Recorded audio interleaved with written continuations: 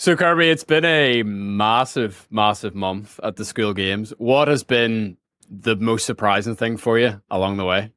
It's been crazy. It's been a roller coaster. Hamza and Evelyn battling it out for number one spot, going up and down, up and down, up and down the whole time.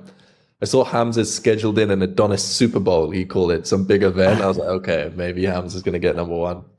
Then 8, 9, 10, 11, 12, it was so close. The amount of jockeying between them was wild. Oh, it's been crazy. That's probably been the most fun part, just seeing how seriously people are taking the leaderboard.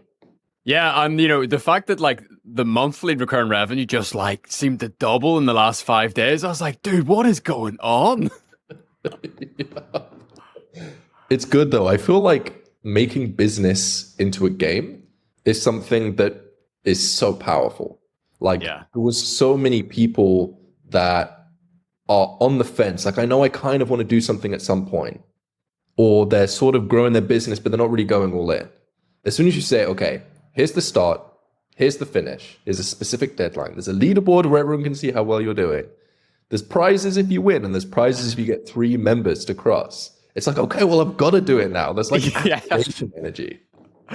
Yeah, and I think it's given a lot of energy to people. Like even the guys in the top 10, like chatting to them, they're like, you know what? Like the Skool Games just like made me fall in love with my business again, or like it's made us implement all these different things that we never would have thought of beforehand. Yep. And so it's super cool that actually the games, even though they've won the games, they've actually won more than that. They've won like a level up to their business too. It's so funny. There's times that I could tell when I was speaking with people on the leaderboard, they didn't even realize that the 30,000 MRR they were making is real money. It was just about the leaderboard. They didn't care about the money. It was just about the leaderboard. I've got one of those like live TV moments here. Pretty serious. Yeah, hello. They get the chocolate on the face and everything. That's so cute. It's funny. I was like trying to close like a 15K contract the other day, and she like comes walking in, and I'm like, I figured this might actually help my case. I don't know. It's like a little bit of like cuteness to like stack the offer, you know? It's cool. Yeah, for sure. I think authenticity is really powerful. So I'd be pushing all of that in, by the way. I don't know whether your default would be to edit that out. I would keep that in. I actually really appreciate the feedback and the support at the start of the podcast, because like you pushed us towards like the correct direction. I don't know why, dude. Like my whole thing, like literally in like the 7 years of podcast, has always been like raw, authentic content. And I just got all in my head. It's like, oh, I need to get into this like YouTube thing. I need to like act a different way. And so actually, yeah, your guidance was super powerful, because it's like, dude, this is like who I am. And like, even like, I like that editing style. I like consuming that type of content. So like, why would I try to all of a sudden Mr. Beast things in the end? Do you know what I mean? All right, I'll pick it up. So you guys obviously, like, so much planning went in behind the scenes to the Skool Games. You're like thinking and scheming and dreaming months in advance, and then you actually come to launch this thing. Like, was there a moment, like we talked like way back probably like 4 weeks ago, like was there any kind of feeling in your head where it's like, dude, what if like the people don't show up? Like what if like the monthly recurring revenue is like $2,000 a month on the leaderboard? Like, is there that nail bite moment? Of course. Yeah. The first time doing anything is always scary. Even it's like, I used to think that, at some point, like imposter syndrome would go away. At some point, confidence increases. But if the first time doing anything, no matter how many times you've done similar things before, it's just as terrifying as it always will be. So the doubts that I'm sure that almost everyone, when they launch their community, for example, you start a YouTube channel, like, is people going to show up? Is it going to work? Will people find value for this? We were all panicking before the game started. We were like, do we show the leaderboard? Do we show top 20? But what if the 20th person's on like 20 MRR? Like, what if that happens? Maybe we just show the top 10. Like, so much panic. It is interesting. And I'm really curious to kind of see how the games unfold like in the month 2, because there's so many kind of like different predictions here. Because I'm looking at the leaderboards and I'm like, are these MRRs, are they high? Are they low? Like, are we going to see like the top 10 kind of like get bigger and bigger and bigger in terms of the monetary value? Or is this like the big push? I'm really, really interested to see and kind of analyze like in like even like years to come, like how each month is different and like what separates them from each other. It'll be really cool. It'll be so interesting. My prediction is that lots of people to get top 10 this month have done a big push. And you can't do a big push every month, especially if you have an email list, you have an audience, people on Instagram. If you've done a big promotion with a hard deadline, trying to sell everyone in this month, you can't do that again next month. So I'm guessing it's going to go down next month unless we see new people come on and absolutely take over, which we would love to see. And then month 3, month 4, month 5, I think we'll start to crack it. That 100K new MRR month will be an absolute crazy spectacle to see. I think someone's going to get it next month, and I think some of these guys who maybe have, are in the top 20, who maybe have done their big push, I think we're going to see a lot of like 999 offers come back, and we're just going to be like, look, I'm going to get 100 people into my big, high ticket sort of school. And I think we'll see a lot of these guys come back in that way. But it's interesting to see, if we even just go on to like the discovery tab. So, this is kind of an interesting leaderboard that I kind of think gets slept on sometimes. So, Faye here has just kind of snuck on here in the last couple of weeks and become the #1 community in terms of engagement. So it's like, she's got a huge YouTube audience of like 1 million people. And to see what she does, if she decides to monetize her community, is going to be super interesting. Very true. Very true. Yeah, it's interesting because most people in the Skool Games came through the Skool Games funnel with Alex Hormozi. They haven't seen this. So there's a large percentage of people inside of the Skool Games that don't realize that you can find communities on skool.com/discovery. And if your community is active, people will join your community through skool.com/discovery. That's like the one thing that Skool has that no other competitor to Skool has. That's really, really cool. And I think something else that's interesting is there's kind of like a few dark horses on the platform. So like number 3 here, digital growth community. We interviewed Michelle yesterday, and she hosts her payments outside of school, off school. And I'm really curious to see like, what are the MRRs that we don't get to see, if that makes sense? And so as more and more people get on board, and I think we'll switch over to the school payments, I think we're going to see a lot of people kind of come out behind the curtain that we maybe didn't expect to see. There's people that use Skool, not Skool payments, but use Skool, that are doing $4 million a month. And if they switch across to Skool payments, that's going to go nuts. That's high ticket though. And Skool at the moment doesn't allow high ticket. Yeah. So, I mean, what has changed? Has your guys' view on the platform changed, or like use cases for the platform? Like, because I'm sure you guys have also had an education now that there's been a volume of people starting to come on Skool and different niches and different influencers getting on board. I wonder what some of your kind of takeaways are as on the other end.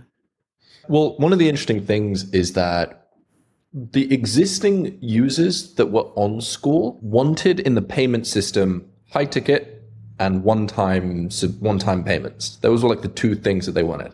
Oh, they're the balloons. Yeah, it happens to all of us. I'm like sitting here sometimes and I'm just like got my thumb up and then it just pops up. But they all wanted these features, and Sam decided that the only feature in the Skool payment feature, to start with at least, was going to be monthly recurring payments. And when Skool released that feature, the current users were like, this doesn't fit our business model. We're doing high ticket. Can you increase? Like, this is not good. You need to add more features? But it's really cool because it feels like now with the Skool Games, a new market is being created. A new group of people have joined Skool who want to use that payment system. So the feature requests for one-time and free trials and high ticket, which I'm sure Skool will get to at some point, is now less urgent than it was initially. So Sam has like a vision for how he wants Skool to be. And it's like, the Henry Ford quote where it's like, if you ask people what they want, they say a faster horse. Sam just was ballsy and was like, I think this is the future of Skool. But, like in comparison to other platforms, and we all know like which ones they are, you go into the back end and it's just like this like Hydra monster of like 1 million different heads and 1 million different ways to do everything. It's like, it's like, how is the 70-year-old going to use that? How is the not business, somebody super passionate about like their game or whatever, where it's like, how are they going to use that? And there's an elegance and there's a simplicity to Skool that I think is amazing. And I love to see how such a simple and elegant platform that obviously has taken a lot of hard work to get to that point, there's like all these like millions of different blueprints and strategies and how to use it. So do you know what I mean? It's like, if you want to go complex and like conspiracy mode, it's like, it's all there. Very true. Yeah, and it's one of the beautiful things about creating great work. It's that simplicity is on the other side of complexity. The only reason Skool can be so simple is because of the complexity behind the scenes. It's actually harder to make something simple than it is to make something complex. Yeah, I love C.S. Lewis is from Belfast, and we obviously are very proud to represent Belfast. And he has this great quote, like anytime he would write one of his mates a long letter, he'd be like, oh, I'm so sorry for the long letter. I didn't have time to write you a short one. That's good. That's good. So what can we get excited about? And for those of us who have 3 paid members in our community, the Hormozi Day is obviously going to be recorded. What sort of content, if you can tease that up for us, like what can we expect and what sort of value are we going to get access to? Yes. So the idea is that the way that it'll actually be the most value is if the people at the one-day event, so it's the 10 winners, Alex Hormozi, Sam Ovens, myself will be there. The idea is we forget the cameras are there. We mastermind around what it takes for everyone in the group to grow their business. And through that realness of actually people not trying to teach, not trying to compress lessons, just really brainstorming selfishly, that's where some of the most valuable gems and insights will come from. It's the truth, it's the realness, it's what actually is happening to get to the next level, to grow, to scale, that I think will be really, really valuable. And then the live Zoom recordings with all of the winners will be more for teaching, more for sharing the story about how they got started, is really where the core focus needs to be. Because lots of the people on the leaderboard have been around for five years, but you have to realize that they once were a beginner. Everyone starts as a beginner. So hyper-focusing in that segment, I think will be the most valuable thing to share with the community. Yeah, and I love that approach to the one day in Vegas because like you have been part of loads of masterminds, I'm sure. And very often the most valuable part is like the conversations that happen, you know, in between people rather than like this top down funnel of value from this great leader from the front. You know what I mean? And so you guys have kind of just like, let's skip all of that. Let's just like get to the good bit. Yep, 100%. And that's one of the things we really wanted to focus on with the Skool Games. It's like, we have Alex Hormozi, who's like the best business guru teacher in the world.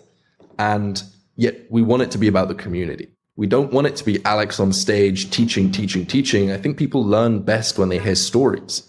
So that's the core focus. And also that's a lesson for anyone else that has a community. You don't have to be an expert. We have Alex, the biggest expert, and we're choosing to not have him teach, not have him create new content for the community, instead promote the community.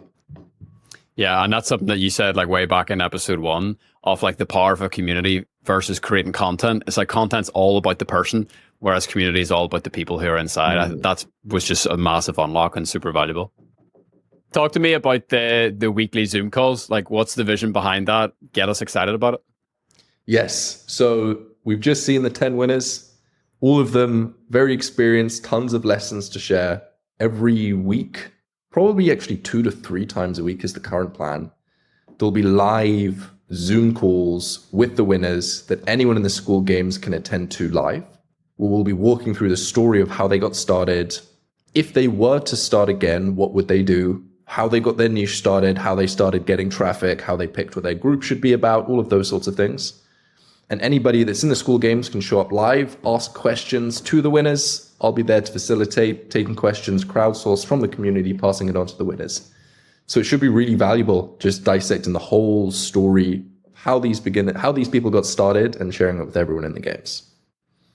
Awesome, man. Well, we are so excited to see that. Thanks for being a great host for the first games. Thanks for hosting the next one.